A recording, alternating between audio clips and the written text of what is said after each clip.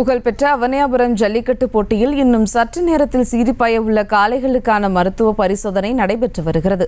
போட்டியில் பங்கேற்கும் 1000 காளைகளை 15 குழுக்களை சேர்ந்த கால்நடை மருத்துவர்கள் பரிசோதனை செய்து வருகின்றனர். கூடுதல் விவரங்களுடன் நேரலையில் இணைகிறார் செய்தியாளர் நவநீத கிருஷ்ணன். வணக்கம் நவநீத கிருஷ்ணன், காளைகளுக்கான மருத்துவ பரிசோதனையான நடைபெற்று வருகிறது, அது குறித்தான விவரங்கள்.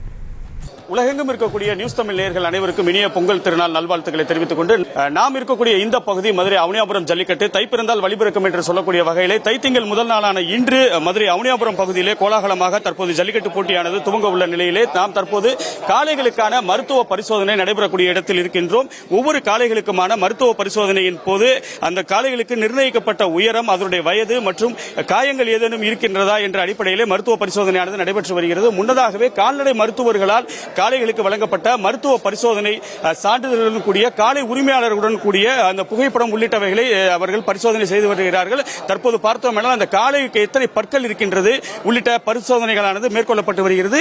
இந்த ஜல்லிக்கட்டு போட்டியிலே வாடிவாசலை விட்டு சீறி வரக்கூடிய காளைகளுக்காக காளை உரிமையாளர்களை பார்த்தோம் என்றால் நேற்று நள்ளிரவு முதலாகவே தமிழகம் உட்பட பல்வேறு பகுதிகளில் இருந்து இங்கே வருகை தந்திருக்கிறார்கள். நாம் தற்போது மதுரை இந்த மருத்துவ மண்டல இயக்குனர் அவர்கள் இருக்கிறார். சார் வணக்கம், என்ன மாதிரியான மெடிக்கல் செக்அப் வந்து நம்ம அதாவது முதல்ல நாட்டு மாட்டு கன்றுகளாக இருக்கணும். அதாவது ஜாதி மாடு கன்றுகளுக்கு இந்த போட்டியில பங்கு பெற அனுமதி இல்லை. அதனால நாட்டு மாடுகளுடைய கன்றுகளான்னு பார்ப்போம். அதுக்கு வயது 2 வயதுக்கு மேல இருக்கணும். 2 வயது கீழே உள்ள காளைகள் அனுமதிக்கப்படுவதில்லை. அதுபோக உயரம் நாங்கள் சொல்லி தேவைப்படையான உயரத்துக்கு கீழே உள்ள அனுமதிகளும் ரிஜெக்ட் பண்ணப்படுகிறது. அதுபோக இன்றைய தேதியில் உடல் தகுதிங்கிறதுல என்னன்னா காய்ச்சல் இல்லாமல் இருக்கணும், வெளியே காயங்கள் எதுவும் இல்லாமல் இருக்கணும், நல்ல ஒரு போட்டியில பங்கு பெறுவதற்கான உடல்நிலையில இருக்குங்கிறத பதிவு பண்ணிட்டு அப்புறம் நாங்க அனுப்புறோம். மிச்ச மாடுகள் ரிஜெக்ட் பண்ணி வெளியே தள்ளி அனுப்பிச்சிடறோம்.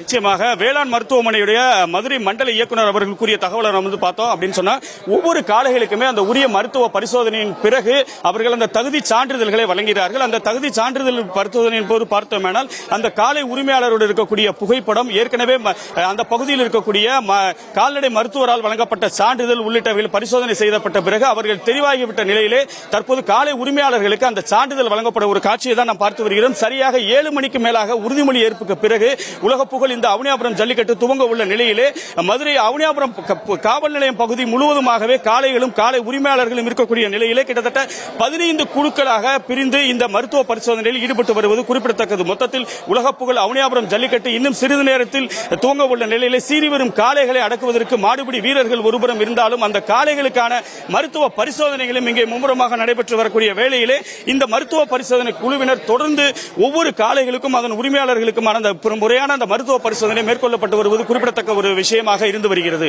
களத்திலிருந்து விவரங்களை வழங்கியமைக்கு நன்றி நவநீத கிருஷ்ணன்.